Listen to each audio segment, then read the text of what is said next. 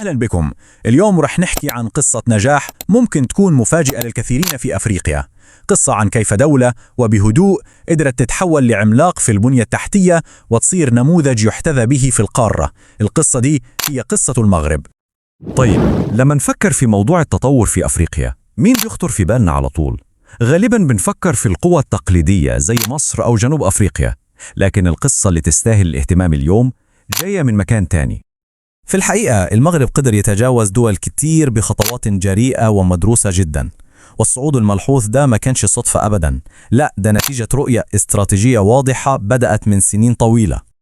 وهنا بالظبط بيظهر سر النجاح. بدل ما يعتمد على مصدر واحد للثروة زي النفط أو الغاز زي ما دول كتير عملت، المغرب عمل حاجة مختلفة تماما وبذكاء. وزع استثماراته على قطاعات مختلفة ومهمة زي النقل والموانئ والطاقة والمياه في نفس الوقت، وده اللي خلق اقتصاد متنوع وقوي.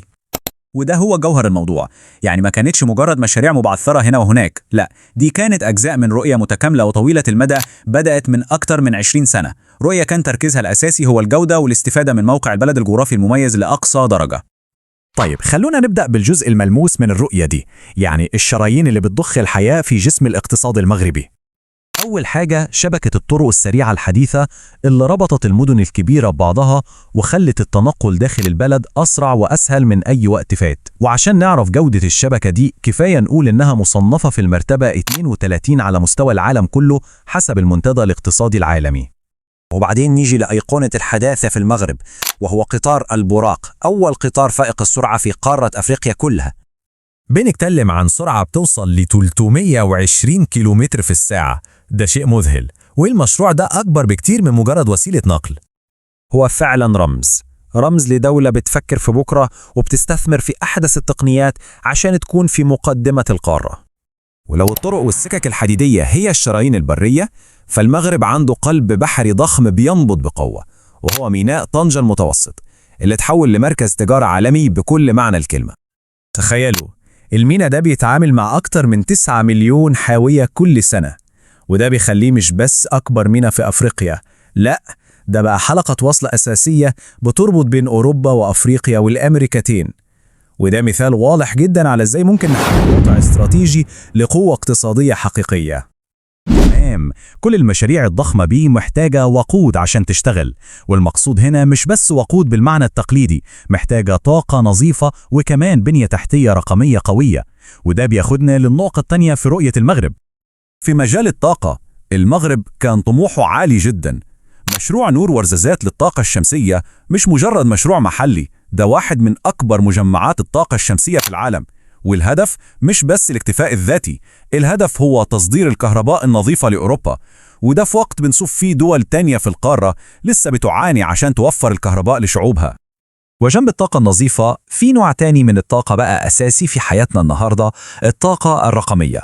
المغرب بنى أساس رقمي متين جدا مع شبكة إنترنت من الأسرع في المنطقة، والنتيجة المغرب بقى رقم 1 في شمال أفريقيا في مؤشر الجاهزية الرقمية لسنة 2024. طيب، كل ده كلام جميل، طرق، موانئ، طاقة، بس كل ده في الآخر مجرد أدوات.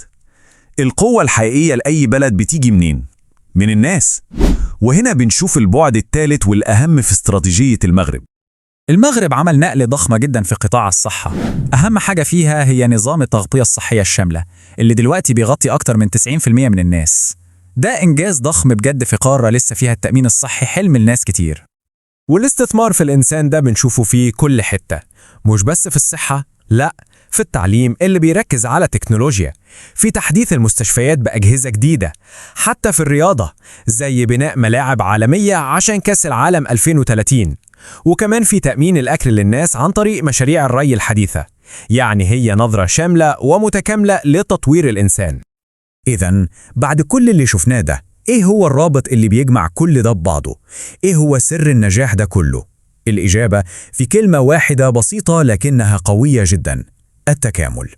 الفكرة في المغرب كانت إن البنية التحتية لازم تكون نظام واحد متكامل، يعني مش كفاية نبني طريق وخلاص، لا، لازم الطريق ده يكون مربوط بمينا ومطار عالميين، مش كفاية نبني مستشفى، لازم نضمن إن كل الناس تقدر توصل للعلاج.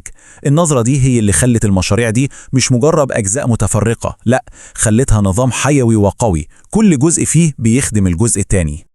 والنجاح ده طبعا العالم كله شافه. التقدير اللي بيجي من مؤسسات كبيرة زي المنتدى الاقتصاد العالمي أو البنك الإفريقي للتنمية ده مش مجرد أرقام في تقرير، دي شهادة حقيقية على أنه الأسلوب ده شغال وبيجيب نتائج، وبيحط المغرب في مقدمة دول القارة في مجالات أساسية جدا. إذن لو حبينا نلخص كل حاجة في مفهوم واحد هيكون هو ده الرؤية المتكاملة. يعني إيه؟